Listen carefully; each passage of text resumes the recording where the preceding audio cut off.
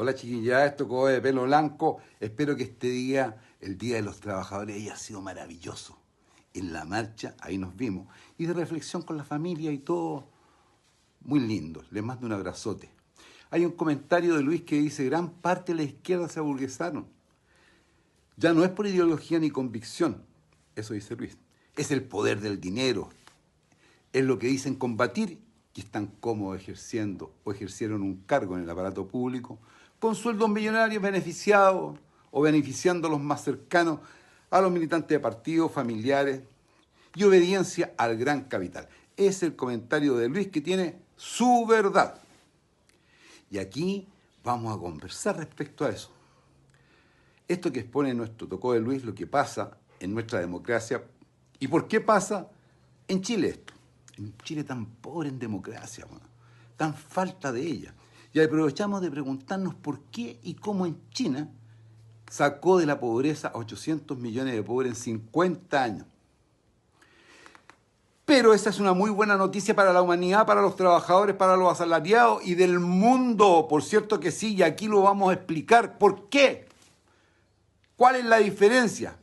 Pero bueno, como dijimos en el video anterior, que el capitalismo subsiste bajo dos condiciones: el trabajo de los humanos y las riquezas naturales. Esas son las dos condiciones básicas. Pero aquí es donde se te produce el problema, ¿cierto?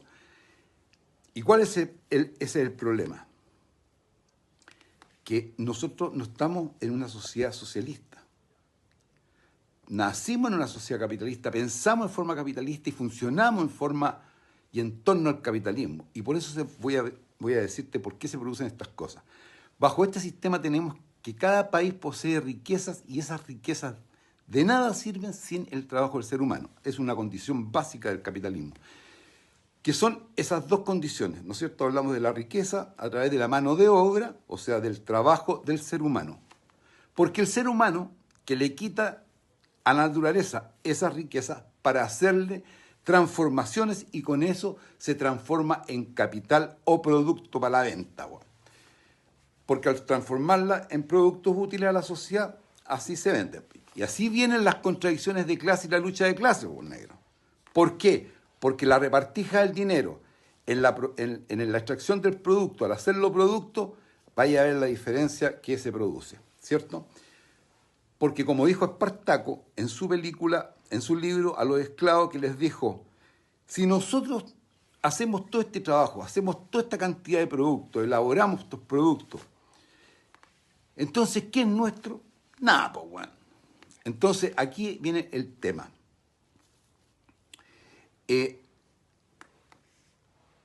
Este tema de los empresarios, tú tienes que entenderlo, tú te tienes que preguntar, pero es que el sistema siempre ha sido así. Y no es así, pues, y eso es lo que te quiero decir entre la diferencia entre el capitalismo y el socialismo.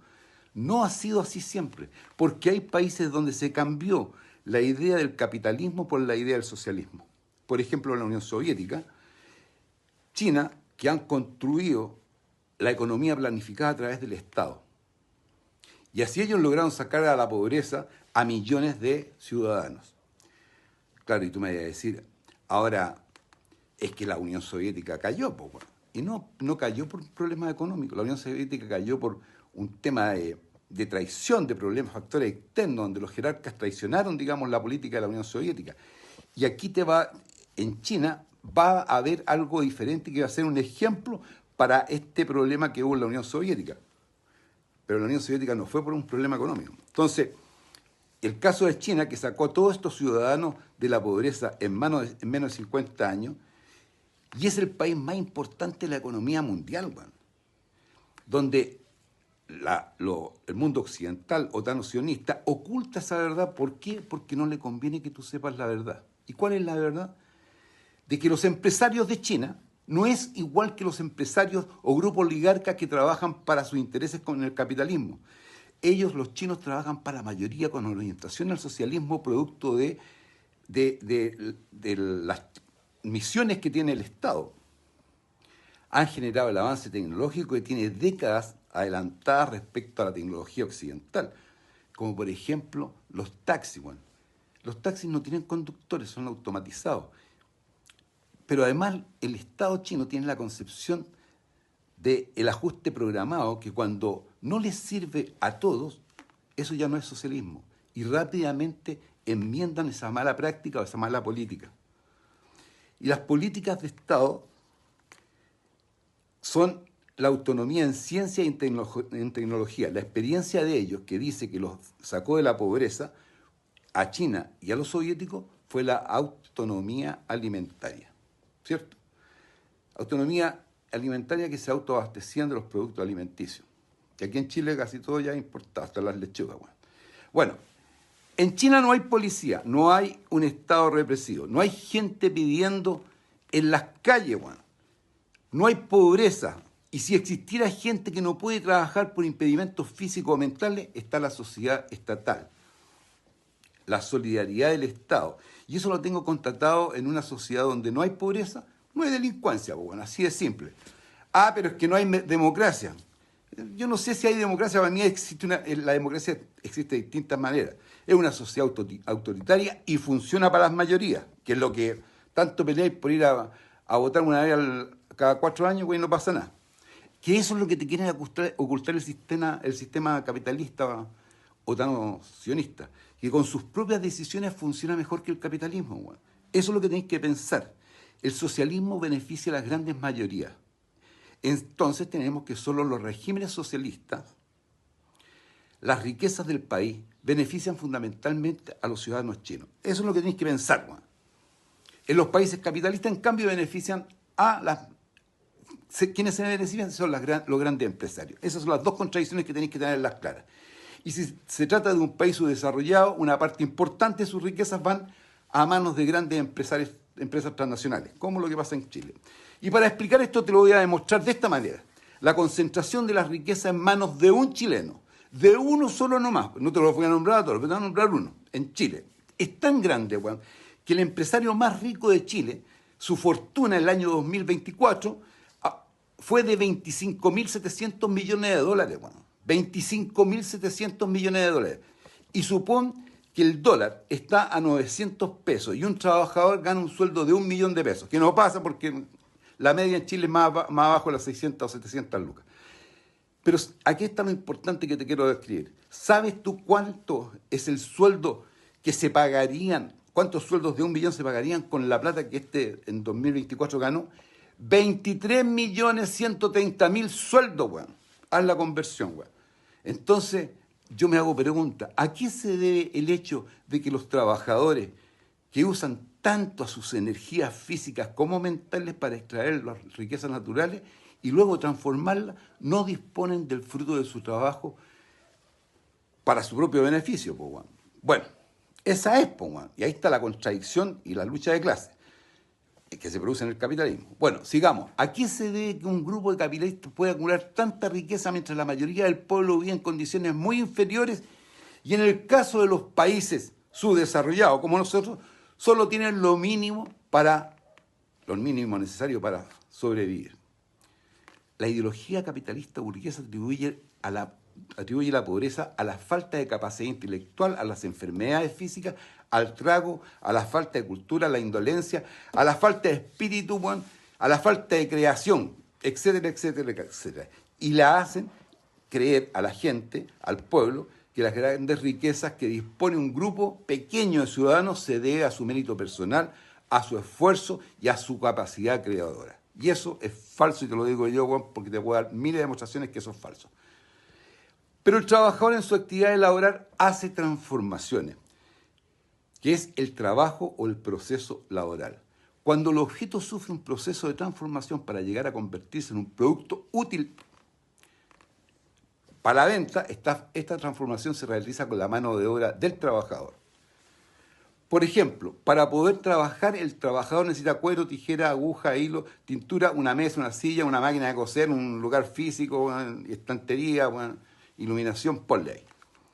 No todos los elementos desempeñan el mismo papel porque algunos deben sufrir un proceso de transformación para llegar a ser herramientas de trabajo, como la tijera, la aguja, la máquina de coser. Son necesarias para hacer posible que el hombre pueda realizar su trabajo, ¿cierto? Entonces, hay dos tipos de trabajo. el que proviene directamente de la naturaleza, como es el caso de la minería, ¿cierto? Que es extraído de la tierra, o el tronco que se hace del árbol, es el leñador que lo corta, ¿no es cierto? O el cuero que se saca del ganado. Y está el otro que ya ha sufrido transformaciones previas, realizadas ya por el hombre, por el trabajador, con el esfuerzo de su trabajo, como son las barras de cobre, que ya están procesadas o se han hecho tablas aserradas o cuero curtido. Los ejemplos que puse anteriormente. En el primer caso, de las materias primas se llaman materias brutas. Y en el segundo caso se llama materia prima. ¿Cachai? Y los medios de trabajo o medios de producción. Entonces tenemos que los medios de producción se le llama a todos los objetos materiales que intervienen en el proceso del trabajo. Esos son los medios de producción. Y no tienen nada que ver con los medios de consumo de un individuo, como por ejemplo, alimentos, ropa, casa, artículos escolares, qué sé yo, que ya son cosas que están hechas. Estos productos son con los cuales tú puedes acceder a comprarlo en cualquier parte, esos ya son productos terminados, o sea, productos de consumo, ¿ya? Ahora hablaremos de la fuerza de trabajo, pero antes debo aclarar respecto al Día del Trabajo, que habla tanto el CASNO, el Día del Trabajo. No, señor. Usted lo puso como eslogan y es un cínico y sin respeto, con burla a los trabajadores y a su historia y a su papel en la sociedad, haciéndose el gracioso con los empresarios. La historia no es la muerte de empresarios, sino que son los empresarios que no marcharon el día 1 de mayo, porque no es el día de ellos, no es el día del trabajo, el día del trabajador, porque la matanza del trabajador en Chicago, y los que tenemos conciencia de clase, no nos permite todos los días recordar la muerte de trabajadores allendistas desaparecidos, hechos presos, Este 1 de mayo es el día de los trabajadores.